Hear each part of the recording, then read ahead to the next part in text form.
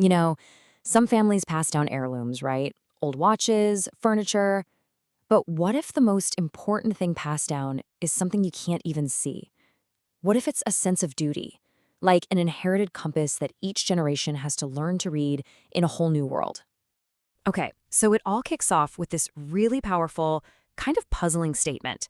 How on earth can the feeling of a province losing its identity be just like a young girl losing her grandmother? That's the mystery we're going to dig into. So let's dive right in. To solve this mystery, we first have to wrap our heads around this idea of a lost moral compass and how it can happen not just to a person, but to a whole society. So, on one side, you've got this deeply personal, gut wrenching event, losing your grandmother when you're just 7 years old, losing that person who's your guiding light. And on the other side, you have a province, Newfoundland, still reeling from losing the best of its young men in World War I. This created a huge vacuum, a crisis of identity, right before making the massive choice to join Canada. And this really gets to the heart of the problem for both of them. When you lose that internal guide, that true north, what do? Well, you start looking outside yourself for answers. You start trying to see yourself the way you think other people see you. And that is a surefire way to get completely lost. So if they lost their compass, where did that compass come from in the first place? Well, to figure that out, we've got to go back, way back, to the man who first drew the blueprint for this family's sense of duty. Meet Reverend John Pratt. His story is incredible. He started as a coal miner in England, saw the damage alcoholism was doing all around him, and found a different way forward in Methodism. He then brought that deep conviction all the way to Newfoundland, setting up a ministry and establishing this powerful philosophy of service that would echo for generations. And this gets us to the absolute core philosophy that he lived by. It's called the Methodist debt, and it's a game-changing idea. It's the belief that any success you achieve in life isn't just a prize for you to keep. Nope, it's actually a debt that you now owe to your community, and you have to spend your life repaying it through service. Okay, but here's the really interesting part. This philosophy wasn't just, carbon copied by the next generations. They couldn't do that. They had to adapt it to reinterpret it for the world they were living in. And this is where a legacy gets really dynamic. Just take a look at this. You've got the Reverend's two sons and his grandson, all living by that same idea of repaying the debt, but in wildly different arenas. Ned became one of Canada's most famous poets, using art to explore duty. His brother, Calvert, went into business and government, building things for the public good. And then Calvert's son, Ewart, lived it on the front lines as a soldier in World War II. And if you need just one story to show what this Methodist debt looks like in real life, this is it. It's just wow.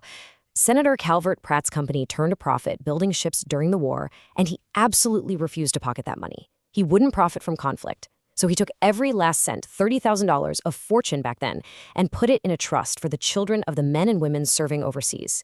That's principle in action. And I love this connection, right? You have this incredible symmetry going on.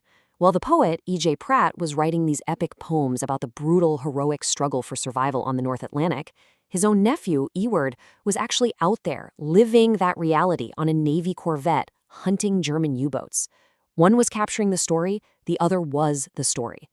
All right, so that brings us right up to today, to the fifth generation, and to the person who's, quote, started this whole journey. How does that old compass work in the 21st century? And it's a totally fair question, isn't it? I mean, how does a family history full of poets and senators and soldiers, how does that even connect to our world today with all its technology and complex social problems? What does that duty look like now? Well, it looks like this. And yeah, the tools have changed big time. Instead of writing verse, she's using artificial intelligence to map government bodies for accountability. Instead of building ships, she's building community food networks and distributing gift cards during a pandemic. The how is totally different, but the why, to serve the community, is exactly the same. And this is that amazing aha moment, the point where it all clicks into place. It's the realization that all this modern work wasn't just random. It was following that old family blueprint all along. It's like she knew the destination her whole life. She just didn't realize the address was passed down from her great-great-grandfather. So, after tracing the story through 5 generations, what's the big lesson here? What can we all take away from this incredible family history? Here it is. This is probably the most important idea in this whole story. Legacy isn't some dusty thing you inherit and put on a shelf. It's an active responsibility. It's a challenge to take the core values from the past and figure out, okay, how do I make this matter right now? And this comparison just lays it all out, plain and simple. In the 1940s, repaying that Methodist debt meant refusing to profit from war. In the 2020s, it meant making sure your neighbors had food during a global pandemic. The action is different, the era is different, but the ethic, the commitment to community, it's identical. So maybe we've been thinking about the word legacy all wrong. It's not a noun, it's not a thing you have. It's a verb, it's something you do. Legacy is the constant creative act of translating the language of the past into the action of the present. And that's really the final thought to leave you with. Every family has a story, an unspoken code. Maybe it's a duty to serve, or a commitment to creativity, or just plain old resilience. So, what's the core principle running through your family's story, just waiting for you to pick it up and adapt it for today?